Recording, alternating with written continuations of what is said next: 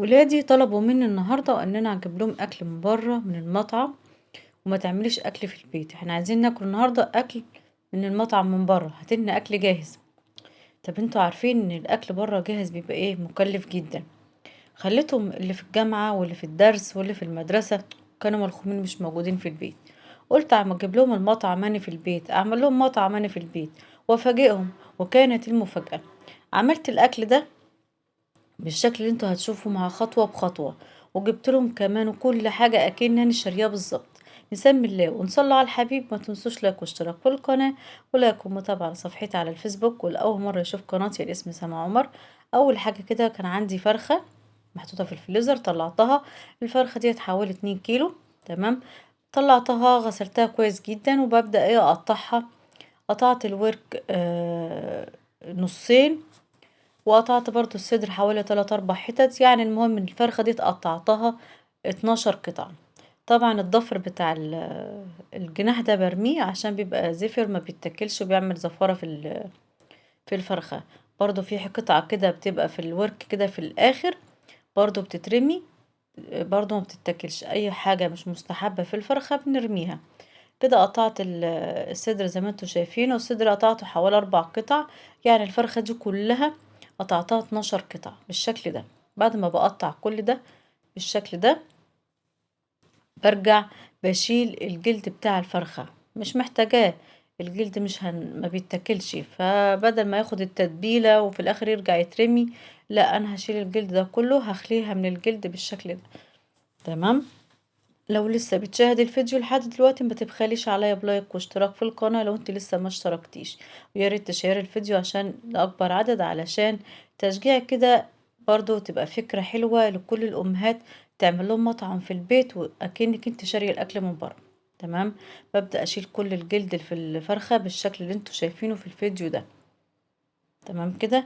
هجيب بقى طبق او بولة، اغسل بقى الفرخة دي كويس جدا. بعد ما خليتها من الجلد ببدأ احطها في الطبق تاني، وببدأ اغسلها غسلة حلوة ومحترمة.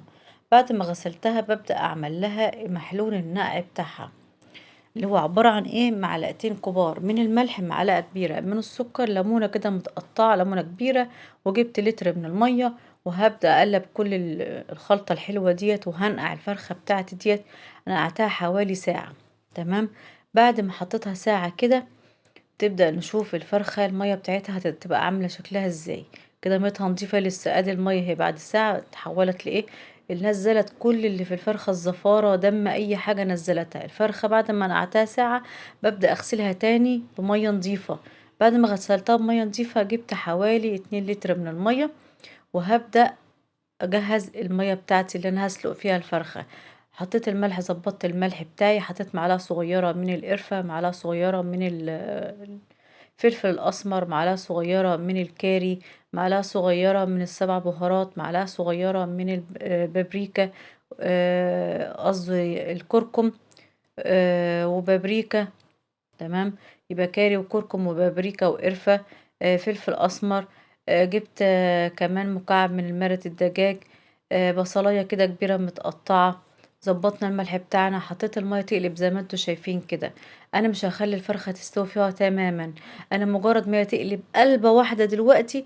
ليه بقى؟ لان لما جيت حطيت الفرخة بتحس ان المية بتبدأ تبرد. مش حاسه ان الميه مش سخنه، بردت شويه، الفرخه بردتها. فبس زيادة تأكيد، مجرد بس ما هتقلب قلبة واحدة بس كده. أول ما تقلب تطفي النار عليها وتسيبيها. اهي شوف بدأت تقلب اهي من الجناب. طفيت النار عليها فورا وغطيتها بالغطا، وسبتها بقى خالص تبرد تماما في قلب المية بتاعتها. ما تشغليش النار عليها، سيبها تبرد تماما. نجهز بقى الخلطة بتاعتنا. جبت كوبايتين من الدقيق، عليهم نص كوباية من النشا، كيسين كده من الفيجيتار الحار. وحطيت التوابل اللي انا هحطها في الشرب او في مية السليق، بحطها برضو هنا. حطيت بابريكا وكركم وكاري، فلفل اسمر وكمون. تمام. وهحط شطة بسيط جدا، لان احنا حاطين فيجيتار حار، فانت مش عايزة تحط شطة مفيش اي مشكلة. وحطيت كمان كركم وملح بسيط، برضو بسيط، لان أنا حطيت الفيجيتار بيبقى فيه نسبة من الملح. وكمان حطيت مكعب مرق دجاج، هريته ناعم جدا. لان ما كانش عندي مرقة دجاج فورية. هقلب المكونات الحلوة، الخلطة الحلوة الجبارة دي. تمام. ادي الفرخة بعد ما بردت تماما في الشوربة بقت ايه، حوالي نص سلقة، مستوية نص سلقة. تمام. ببدأ انزلها بقى في خلطة الدقيق دي، وببدأ اقلبها بالشكل ده في علبة محكمة، واقلبها بتبقى اسهل بكتير. وببدأ انزلها من الدقيق للشوربة تاني، ومن الشوربة للدقيق. ممكن تعمليها مرتين تلاتة لو انت عايزة الكفر بتاعها يبقى كتير كده زي ما بتشتريه من المطاعم.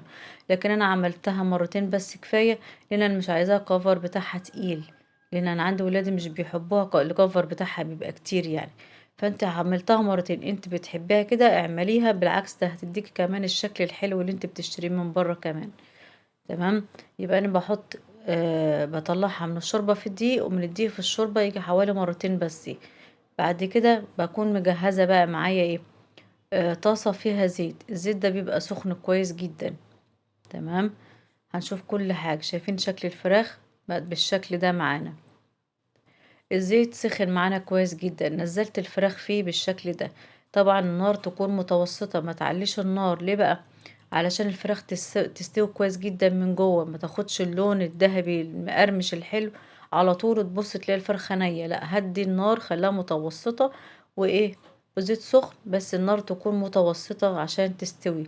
وكل شوية تقلبيها على الجنب ده شوية والجنب ده شوية، لحد ما تستوي معاكي وتاخد اللون الذهبي الحلو المقرمش الجميل ده. كده خلصنا الفراخ بتاعتنا. تعال نعمل بقى شوية رز كده مبهرين حلوين جنب الكنتاكي بتاعنا. جبت كده معلقتين من الزبدة، وشوية معلقتين تلاتة من الزيت. وجبت بصلية كده مفرومة هشوحها كده شوية. حطيت فيها معلقة صغيرة من الكركم، معلقة صغيرة من الكاري، مكعب من المرق الدجاج. وهظبط الملح بتاعنا كده للرز. ببدأ اشوح كده مجرد الريحة بس تطلع ريحة البصل مع التوابل. معايا هنا رز بسمتي. كوباية الرز البسمتي بحط عليهم كوبايتين من المية.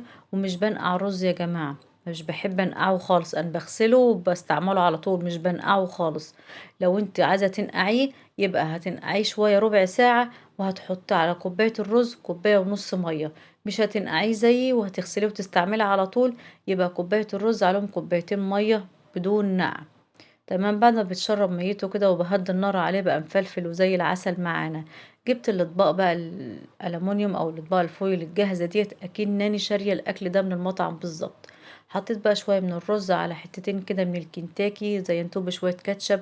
وبدات اقفل العلب بتاعتي او الطواجن بتاعتي اكني اشتريتها بالظبط. حبيت افاجئ ولادي ان انا اشتريت لهم اكل من بره زي ما هم طلبوا مني، وفي نفس الوقت مش عايزه ازعلهم، وقلت اعمل لهم حاجه تفرحهم في البيت. يا ريت تعملي افكار برضو ولادك اكنك انت شاري لهم الاكل من البيت، هيفرحوا جدا جدا. ايه رايكم في الفكره دي؟ انا منتظره رايكم، تقولوا لي رايكم ايه. ويا ريت تقولوا لي بقى كلمه حلوه، ومتنسوش لايك واشتراك. سلام عليكم.